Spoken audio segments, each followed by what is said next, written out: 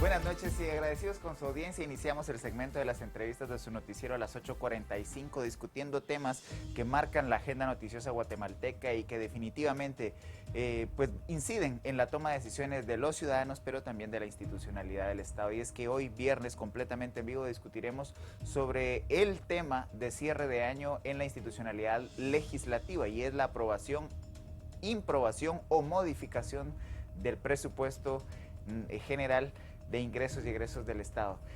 Para discutir eso hemos convocado expertos que han estado también en la dinámica tanto de la gestión pública como de la interacción con el Congreso de la República. Pero previo a ello le doy las buenas noches a Marinés Rivera. Muy buenas noches, Marinés. Buenas noches, Cristian. Qué gusto estar aquí de nuevo contigo en las 8:45, justamente para hablar, ¿no?, de este tema de fin de año, el tema del presupuesto, sin duda alguna. Como establece la Constitución, 2 de septiembre a 30 de noviembre, prácticamente el esfuerzo del legislativo se enfoca en aprobar o improbar el presupuesto de la República. Así que analizar un poco en qué consiste este proyecto, ¿no? Y a ver qué dicen los expertos también. Y es que precisamente una vez entregado el proyecto de presupuesto por parte del Ejecutivo al Legislativo, inicia toda una serie de acciones y de audiencias públicas que la Comisión Específica del Congreso de la República abre para que múltiples sectores se puedan manifestar en torno a ello. Y es que el día de hoy, durante la audiencia de la Comisión de Finanzas del Congreso, se revisó el análisis del proyecto de presupuesto de ingresos y egresos del Estado para el ejercicio fiscal 2022, el cual pues tiene un monto general de 103.992 millones. El Centro de Investigaciones Económicas Nacionales, CIEN, determinó que el Estado pretende endeudarse para pagar más de 300 millones en salarios, lo cual es ilegal, debido a que los recursos de endeudamiento no pueden utilizarse en funcionamiento. El ingeniero Jorge Labarreda, investigador en temas económicos del CIEN, indicó que la literal B del artículo 56 del proyecto de presupuesto 2022 establece que los recursos provenientes de la colocación de bonos, deuda pública, aprobados en la presente ley, podrían financiar gastos de funcionamiento, exceptuando de lo que estableciendo una excepción a lo que establece la ley orgánica del presupuesto. Para conversar sobre estas implicaciones, hemos invitado esta noche al ingeniero Jorge Labarreda, analista económico del Centro de Investigaciones Económicas Nacionales, y al licenciado Alejandro Balcells, exministro de Finanzas. A ambos, buenas noches y bienvenidos. Buenas noches, muchas gracias por la invitación. Buenas noches a ambos. Qué gusto. Ingeniero Labarreda, pues ya adelantábamos con Cristian en la introducción un poco acerca de esta emblemática ya discusión que se está dando en torno al presupuesto, digamos, desde el análisis del CIEN que ya se está haciendo, cuáles son esos puntos a los que hay que ponerles atención, qué se está priorizando, se está priorizando lo correcto, estamos pues pidiendo dinero, pero ¿para qué, no? Si usted nos puede ahondar un poco al respecto, ingeniero Labarreda. Claro que sí, muchísimas gracias. A ver, básicamente, digamos, el tema a destacar es que el presupuesto, el objetivo central es lograr mejorar las condiciones de vida de la población, o sea, que las políticas públicas sean efectivas. En otras palabras, antes de entrar a ver el tema de asignaciones, hay que ver qué son, digamos, los resultados y las metas que se proponen. Digamos que el mismo reglamento de la Ley Orgánica del Presupuesto establece que debemos seguir una metodología de gestión por resultados. Y bajo esa perspectiva se debe, digamos, asignar, digamos, recursos a aquellos programas para los cuales se hace, digamos, todo un ejercicio desde definir un marco conceptual, un marco lógico, que idealmente encuentre una evidencia empírica de que algo que se propone tiene, digamos, desde el punto de vista teórico y empírico, un fundamento para lograr el impacto en el resultado que se desea. Por ejemplo, para darles una idea, el tema de retardo en el crecimiento, digamos, Guatemala lamentablemente, pues es uno de los países con mayor prevalencia, digamos, de esta problemática. Y yo les diría que en este caso, digamos que el marco lógico que se utiliza en el Ministerio de Salud y bueno, en general en todas las instituciones que siguen el tema de seguridad alimentaria es bastante sólido. O sea, hay bastante investigación y entonces se sabe qué hay que hacer, ¿sí? Pero tenemos otros programas en los cuales, digamos que se ponen algunas propuestas para impactar algún indicador, en los cuales no está tan clara esa evidencia. Les doy un ejemplo. En el Ministerio de Educación, pues se están haciendo asignaciones para lo que se conoce como el seguro médico escolar, y digamos que ese es un programa nuevo, pero digamos que según esta planificación, cuando uno ve el plan operativo anual, se dice que para el caso esto es un programa para los estudiantes de preprimaria y primaria. Para el caso de primaria se establece que este programa debiera impactar en el aprendizaje en lectura y matemática. Y por cierto, son unas metas muy poco ambiciosas, pero digamos, independientemente de eso, el tema es que no se presenta cuál es digamos, marco conceptual, el modelo explicativo que fundamenta que ese programa va a tener un impacto en ese resultado. Ese por dar un ejemplo. Ahora, aparte, digamos, del tema digamos, del fundamento técnico, digamos, de los distintos programas, otro tema muy importante es cumplir lo que es, digamos, los distintos mandatos legales. Y lo que, digamos, una de los mandatos legales más importantes cuando se formula un proyecto de presupuesto es la ley orgánica del presupuesto, precisamente. Sin embargo, no solo es para el 2022, sino ya tenemos varios años con la mala práctica en la ley anual, legislar excepciones a la ley general, que es la ley orgánica del presupuesto. Y eso es a lo que en la introducción de ustedes hacían referencia, que básicamente el artículo 61 de la ley orgánica del presupuesto, en su último párrafo dice: no se podrán realizar operaciones de crédito público para financiar gastos corrientes u operativos. Y eso, digamos, es algo que se dejó, digamos, en esa ley porque es un fundamento técnico, digamos, de que no debemos endeudarnos para, básicamente, pago de salarios o el funcionamiento, digamos, de las instituciones, sino eso debiera financiarse con los ingresos tributarios. Y el endeudamiento se utilizaría básicamente, idealmente, principalmente para inversión, y sí se utiliza también para servicio de la deuda pública, ¿verdad? Una parte que se hace rollover, etcétera. Esa, digamos, parte tiene justificación. Sin embargo, ya tenemos varias, digamos, periodos en los cuales encontramos que se ha utilizado esa excepción, como les repito, en la ley que se aprueba para un año, para un ejercicio fiscal, en la que se dice se va a exceptuar para esta colocación de bonos, el poder, digamos, financiar gasto de funcionamiento. Lo preocupante realmente de eso es que en el contexto que tuvimos ahora del primer año, cuando inició la pandemia del COVID-19, se hicieron unas ampliaciones al presupuesto con el que iniciamos el 2020, ¿verdad? Y digamos que se utilizó más o menos una cuarta parte de esas ampliaciones para aprobar con endeudamiento, pues básicamente recursos para financiar los compromisos de los pactos colectivos de condiciones de trabajo, cuando, si ustedes recuerdan, en ese momento la prioridad era, pues prácticamente solo tener un empleo ya era algo excelente, o sea, para la mayor parte. Sin embargo, se aprueban, nos endeudamos, como les repito, más o menos el 25% de todos esos recursos que se ampliaron para poder hacer pagos de aumentos en remuneraciones por los pactos colectivos de trabajo. Y para el caso del proyecto de presupuesto del próximo año, pues lo que encontramos nosotros es que dijimos, bueno, vamos a verificar esa excepción para qué cantidad de recursos la están dejando, ¿verdad? Y encontramos que pues sí es un monto para funcionamiento principalmente, para remuneraciones no es tanto, digamos, pero para funcionamiento, en colocación de bonos, encontramos que son 5.416.4 millones de quetzales, y con préstamos externos para funcionamiento 952.1 millones, lo que da un total en estas dos, digamos, modalidades de endeudamiento de 6.368.5 millones de quetzales con créditos, digamos, de el funcionamiento.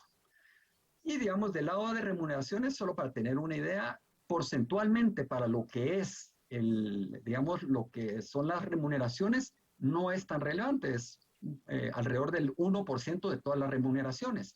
Pero, en todo caso, digamos, sí son 280.5 millones con la fuente de colocación de bonos y 23.8 millones con préstamos externos. El grueso, digamos, de eso prácticamente es para el Ministerio de Educación.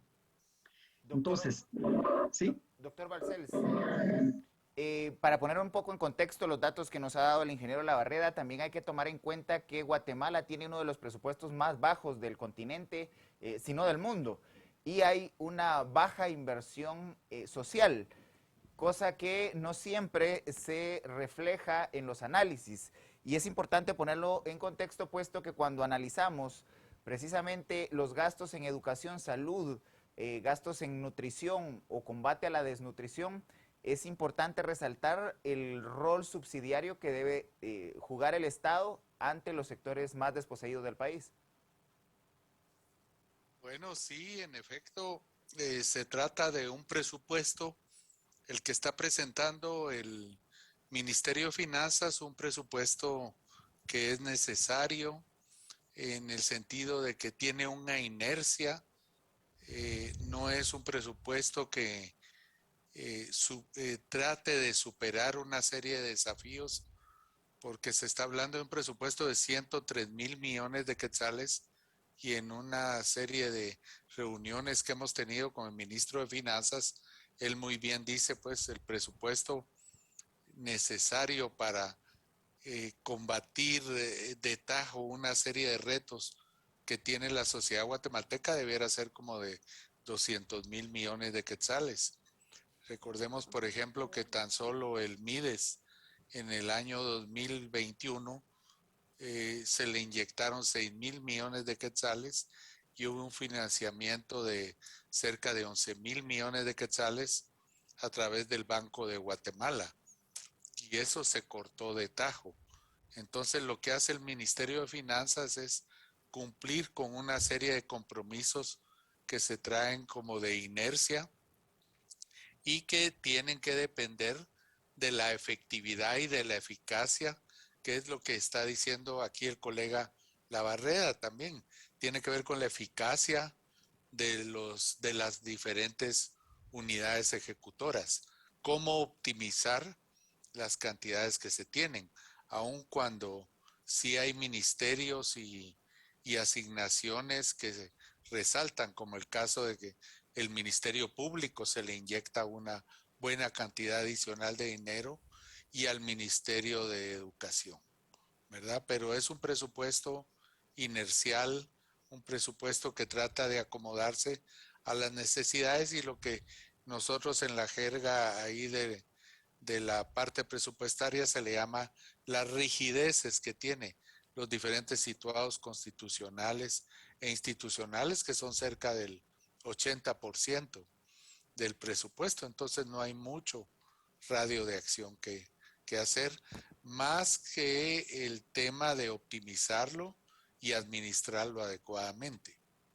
Ahora, ingeniero Labarreda, pues usted ya nos adelantaba en su intervención que justamente, digamos, dentro de la ley orgánica del presupuesto se exceptúa el endeudamiento para pago de salarios, para tema de funcionamiento. Digamos, si esto va en contra de la ley orgánica del presupuesto, ¿qué se puede hacer al respecto? ¿Hay alguna forma de frenar este tipo de problemas? Sí, efectivamente, bueno, es que la ley hay que cumplirla, básicamente, ¿verdad? Digamos, no solo, este es como un caso, ¿verdad? Pero digamos, se usa la ley, lo que vemos es que estas leyes anuales, poco a poco se le van metiendo estos artículos que básicamente se metan a legislar en otros temas. Esta claramente, digamos, lo que busca es que no se aplique la ley orgánica del presupuesto eh, como ya está establecido, ¿verdad? Pero simple y sencillamente no debe utilizarse, digamos, como repito, esta fuente para esa finalidad. Ahora, para ese tipo de gasto, perdón. Ahora, en el caso, otro ejemplo, digamos, es el tema de que aparecen en algunos artículos que, bueno, que tales instituciones deben ser deben ser los proveedores de medicamentos, etcétera, ¿verdad? Que ya se pone, digamos, ahí con nombre y apellido. Nuevamente, digamos, la clave, en nuestra opinión, es que esto lo único que nos está mostrando es que hay que entrarle en serio a hacer las reformas de fondo. Y entonces, la clave es entrar a hacer reformas en el tema de contrataciones, en el tema de servicio civil y, si fuera necesario, en el tema de presupuesto, incluso, ¿verdad? Una ley orgánica del presupuesto que podría mejorarse. Pero nuestro punto acá es que en la ley anual no se debe estar legislando otros temas. Incluso hay un artículo que habla del tema de los pactos colectivos, digamos, ¿verdad? En la ley anual, digamos, del presupuesto. Entonces eso, en nuestra opinión, debe ser un tema que se trate a profundidad en una reforma en el servicio civil. Entonces, digamos, la recomendación es básicamente que se cumpla con la ley. Y eso les doy un ejemplo.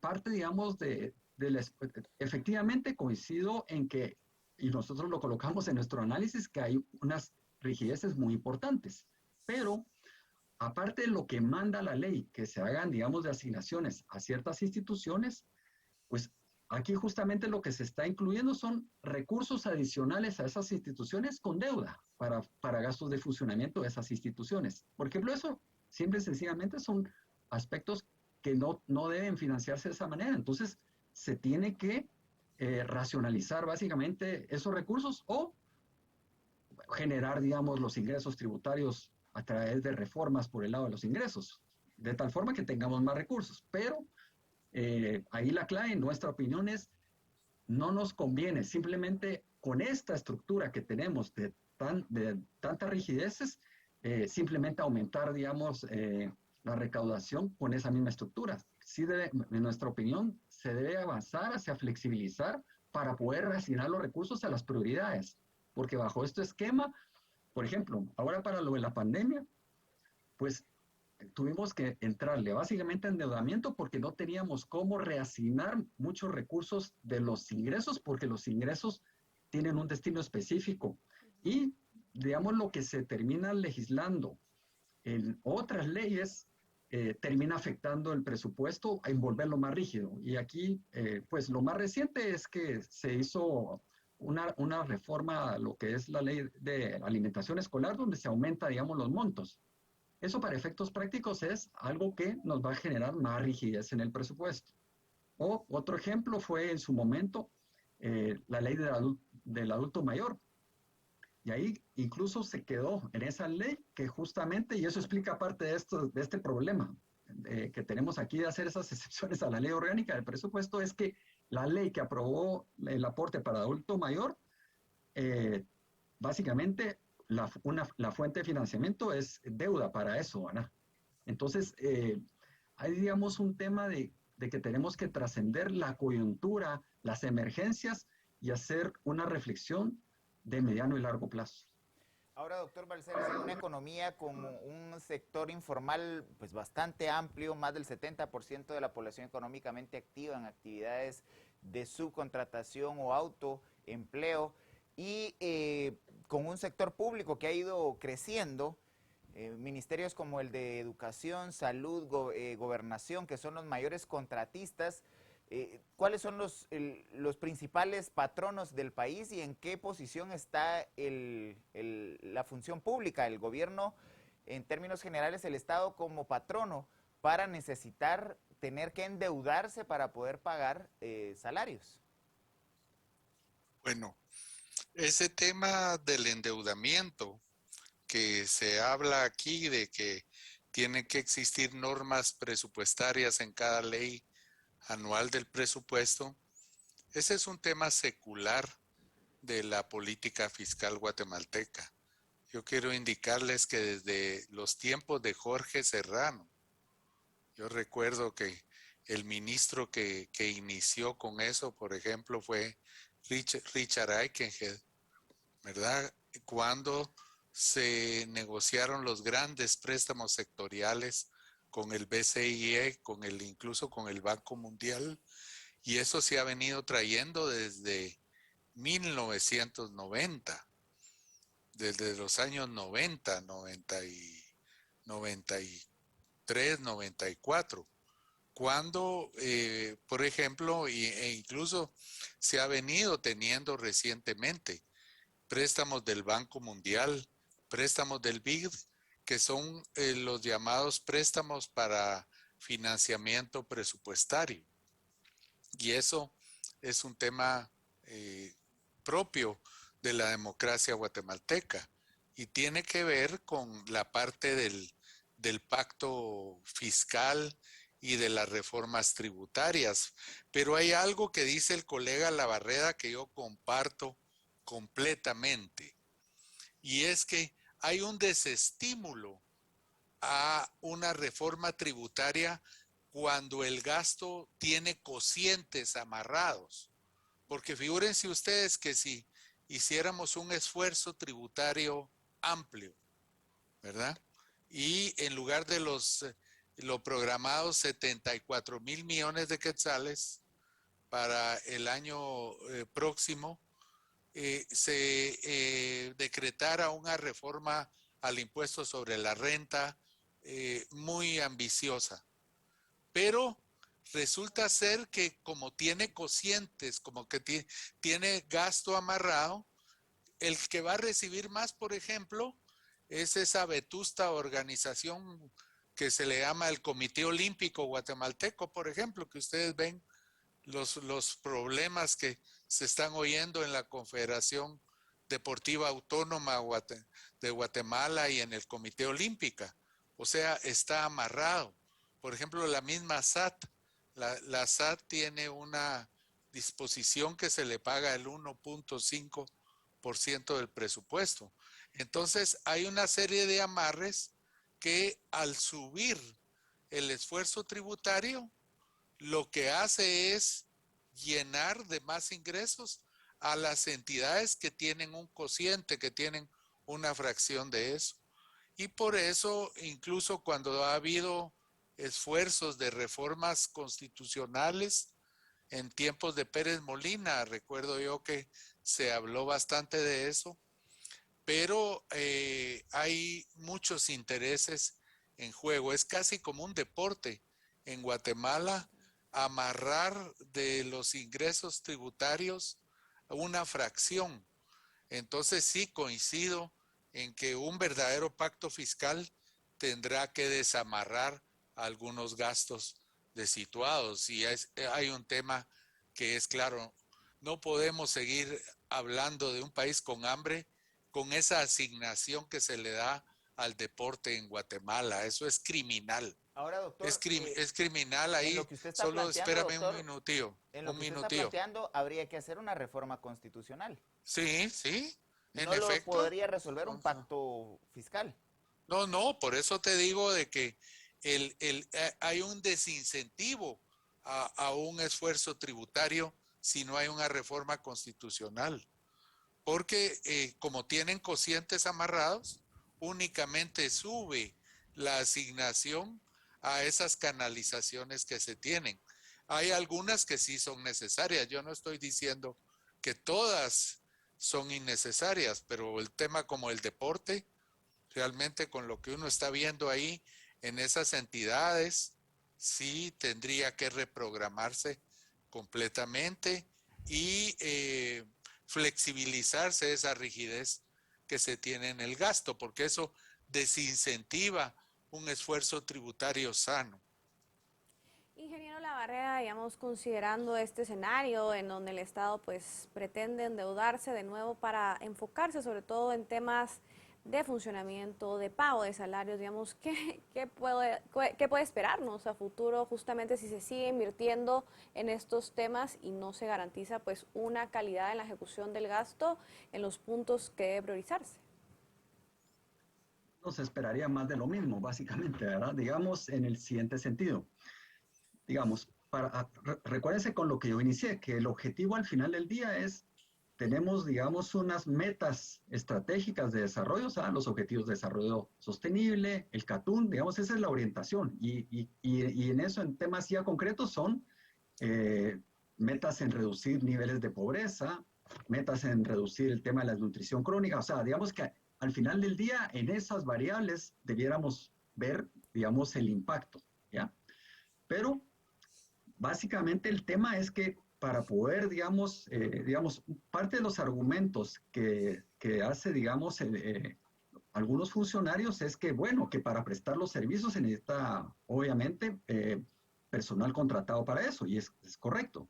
Pero el tema es que generamos unos desbalances, se necesita un balance, digamos, de tener personal, pero que el personal cuente con equipamiento, infraestructura, o sea, condiciones para prestar el servicio finalmente a la población.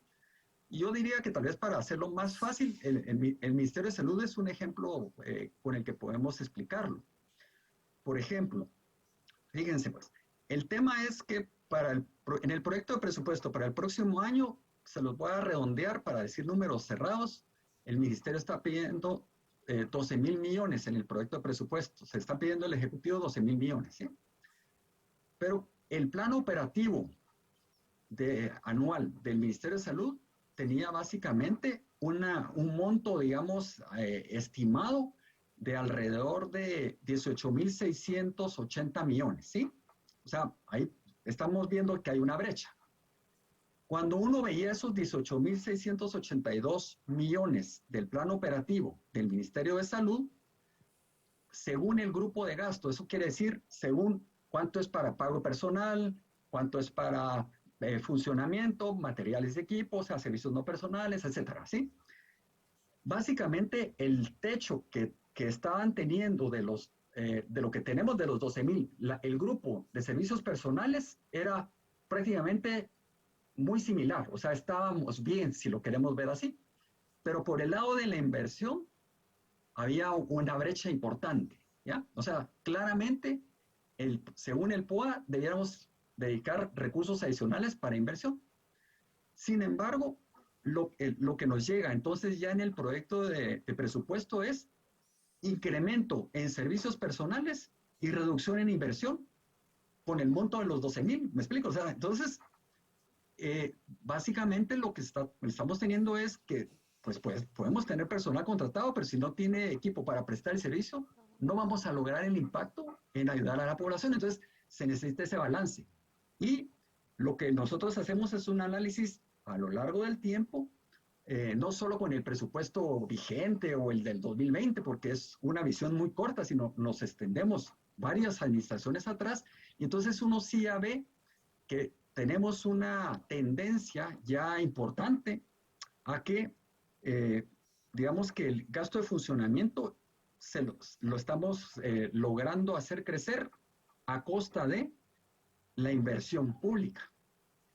Y entonces ya estamos llegando a niveles de inversión pública que no alcanzan ni para el mantenimiento, digamos, mucho menos para la construcción de cosas adicionales.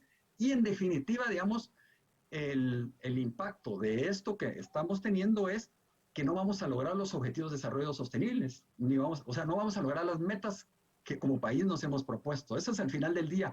La preocupación no es el tema de que si hay aumento o no hay aumento, sino es que tenemos que poder brindar los servicios de la mejor calidad y con la mayor cobertura posible a la población, en lugar de, pues, hacer, digamos, que cada vez el aparato burocrático, pues, crezca exageradamente para lo que se requiere para poder hacer ese balance que les decía para prestar los servicios. Ingeniero Labarreda, en el análisis que hace el CIEN marcan como punto de preocupación el endeudamiento interno y externo y hacen un análisis de las tasas que exigen los organismos financieros tanto nacionales como internacionales.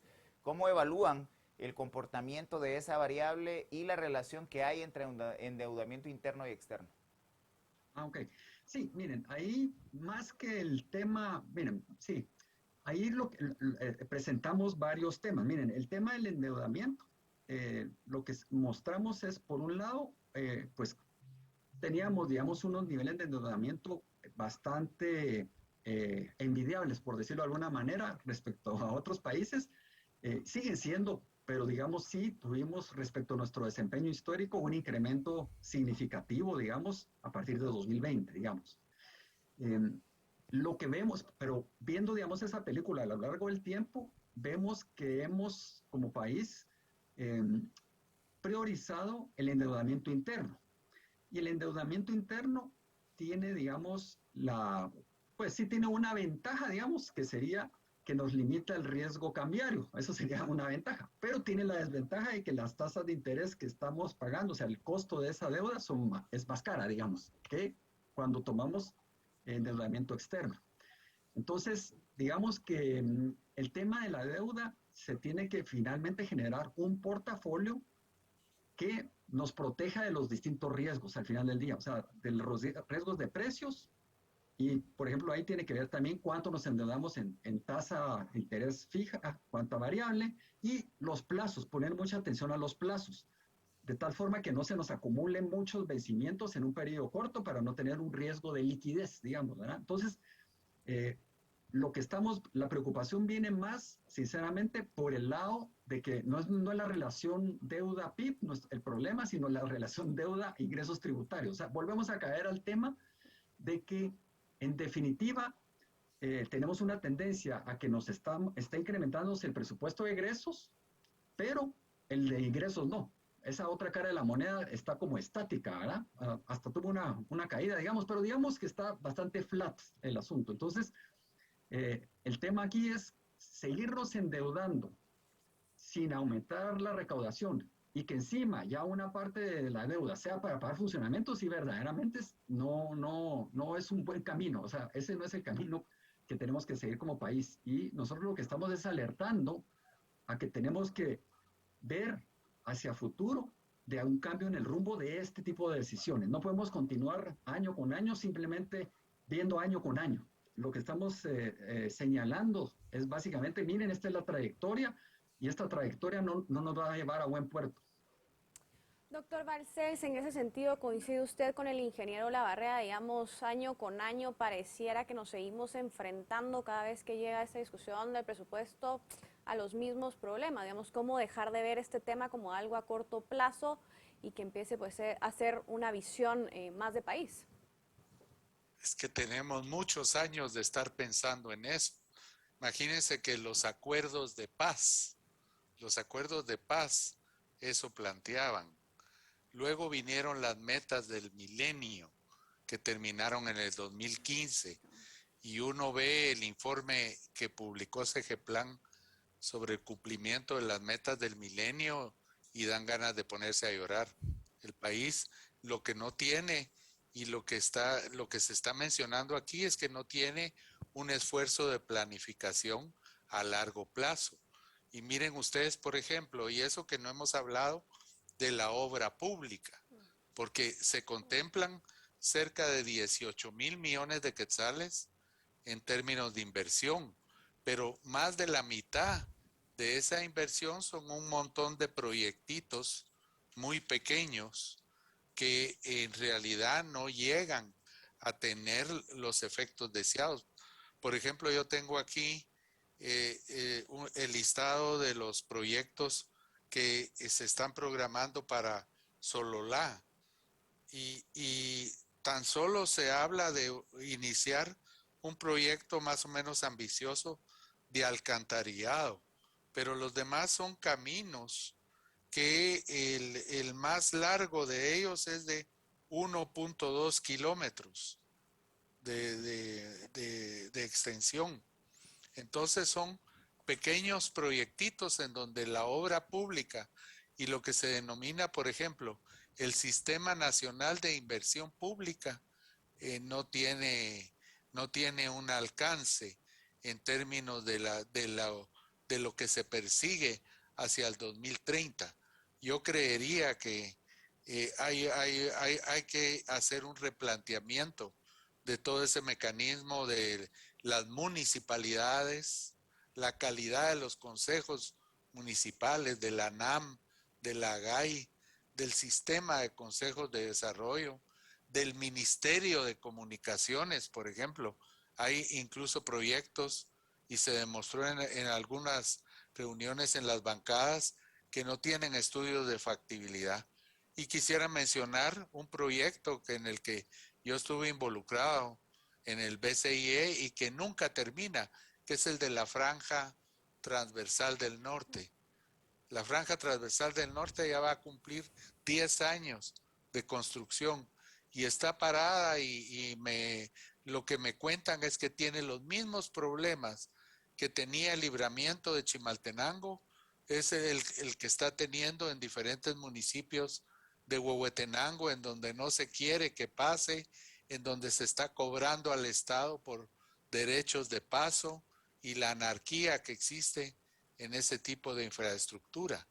Entonces yo creo que en términos de inversión pública, que es un tema que no hemos hablado, y en donde ahí tienen que estar incluidos una serie de créditos externos del Banco Mundial, del BCIE y del BID, lo que quiero indicarles es que incluso las oficinas de esos bancos multilaterales están volviéndose cada vez más pequeñas, no tienen clientela en Guatemala, porque se está recurriendo a ese tipo de deuda bonificada de 3 o 4 bancos del sistema que sirve para gasto corriente. Pero lo que a mí más me preocupa es la carencia de una buena obra pública con efectos multiplicadores. Lo que está abundante en este presupuesto es lo que yo le denomino la obra pública hormiga, una serie de proyectitos desligados unos de otros y en donde incluso como se programa anualmente, quedan sin ejecutar una gran cantidad de proyectos al punto que la Contraloría de Cuentas no tiene un control adecuado de esto. Entonces, a lo que yo voy es que no hay una mira de planificación a largo plazo y seguramente no cumpliremos con los objetivos de desarrollo sostenible, lamentablemente. Ingeniero, llama la atención en el análisis que hace el CIEN los valores respecto de lo que se está destinando para atender la pandemia de COVID. Una pandemia que aún sigue latente en el mundo entero, pero que además del relajamiento de las sociedades en el mundo para enfrentar la pandemia, también pareciera que los estados empiezan a relajarse. Y es que pasamos, según el análisis presentado por el CIEN, de 14.2 millardos gastados en el 2020 a 4.9 en el 2021 y se proyecta caer hasta un 2.1 en el 2022. ¿Cómo evalúan este comportamiento de los recursos destinados para enfrentar la pandemia? Sí, a ver, tal vez corregir, digamos, los valores esos son, pasamos de un 14.2% de los egresos, del presupuesto de egresos. ¿Qué porcentaje fue para específicamente etiquetado para el tema del COVID-19? En el 2020 fue el 14.2%. En el 2021, con lo último, digamos, que se le está dando ahí al Ministerio de Educación, puede ser alrededor de 4.9%. Y la propuesta para el próximo año es que sea el 2.1%, que equivalen a 2.149 millones de quetzales. Entonces, sí, aquí esto más bien es un reflejo, digamos, un poco de todo lo que hemos hablado, ¿verdad? Que aunque digamos el presupuesto, como repito, si hay un incremento, me explico, por ejemplo, respecto al vigente, hay un incremento relevante, digamos, en el cual lo que le cae, digamos, para atender el contexto que estamos viviendo de la pandemia es una parte pequeña. El grueso se lo lleva nuevamente el tema de la masa salarial. Eso es básicamente lo que nos está pasando. Y es básicamente lo que nos da como resultado. Nosotros ahí ponemos al final un análisis de las prioridades. Y las prioridades vistas ya a nivel de finalidades que se priorizan. Y fíjense que ahí lo que encontramos es que al comparar con el periodo 2016-2019, ¿sí? Previo a la pandemia, las primeras 3 prioridades en cuanto a finalidades respecto al proyecto 2022 son las mismas. Y el único cambio es que la 4ª prioridad ahora es salud. Para el proyecto 2022 es salud. Y en el periodo antes de la pandemia era la 5ª prioridad, pues, o sea, subió un escalón, llamémosle, el tema de salud, pero no es un cambio drástico, ¿me explico? Entonces, ahí es donde uno mira que el presupuesto sigue, digamos, bastante inercial. O sea, lo que está priorizándose son los gastos inerciales de distintos compromisos que se toman, como repito, ¿verdad?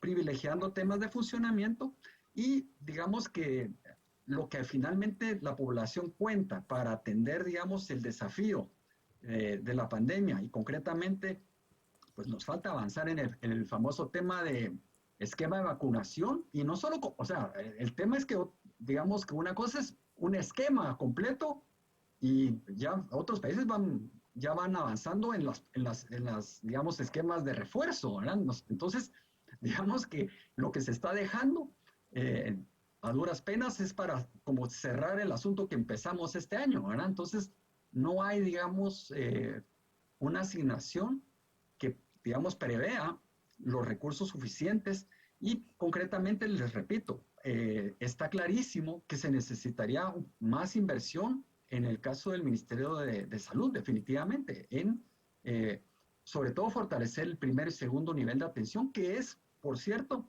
una, digamos, de los temas que el mismo Ministerio de Salud reconocía cuando hizo el ejercicio de presupuesto abierto, o sea, porque es fundamental en la parte, digamos, preventiva en el tema de salud, pero es un tema que sigue quedando huérfano, digamos, ¿verdad?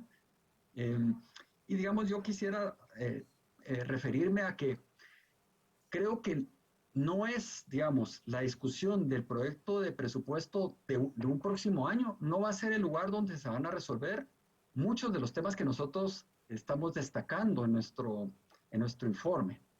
Digamos, nuestro análisis claramente está detectando aspectos que son temas estructurales y que van a requerir, y esa es la clave, que se tiene que abrir un espacio fuera de la discusión del presupuesto de un año para discutir un tema más amplio de reforma fiscal de una manera mucho más integral y que incluso, como les repito, debiera separar, digamos, estos otros temas que son fundamentales para el funcionamiento del Estado, que son lo que hemos repetido del servicio civil, el tema de contrataciones, que digamos que de alguna manera, suponiendo que subsanamos mucho de los problemas de formulación del presupuesto, pero en esos otros ámbitos no logramos avances, pues básicamente, digamos, acuérdense que el presupuesto es un tema de etapas, ¿verdad? Desde la formulación hasta finalmente el tema de rendición de cuentas.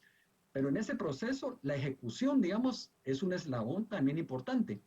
Y entonces, si no se formula bien, pues no vamos a tener resultados porque no está bien formulado. ¿No? Digamos, si ya por diseño no está bien. Pero si encima, si diseñamos bien, si no tenemos los mecanismos para ejecutar adecuadamente un sistema de servicio civil, un tema de contrataciones, sistema de contrataciones que sí funcione, pues tampoco vamos a ejecutar lo que planificamos adecuadamente. ¿Me explico? Entonces es toda la cadena que tenemos que resolver y repito, no es, digamos, el espacio de discusión de un proyecto, de una ley anual, digamos, del presupuesto donde se resuelve todo esto que estamos hablando, pero sí vamos a seguir en las discusiones de las leyes anuales repitiendo los mismos temas si no resolvemos los temas estructurales que los producen, ¿ya? Muchas gracias a ambos por habernos acompañado esta noche. Nos hemos quedado sin tiempo, pero seguramente seguiremos invitándoles para discutir este tema porque a lo largo del mes y medio siguiente habrán múltiples debates en torno a la aprobación del presupuesto 2022. Muchas gracias y muy buenas noches. Feliz noche. Hasta pronto.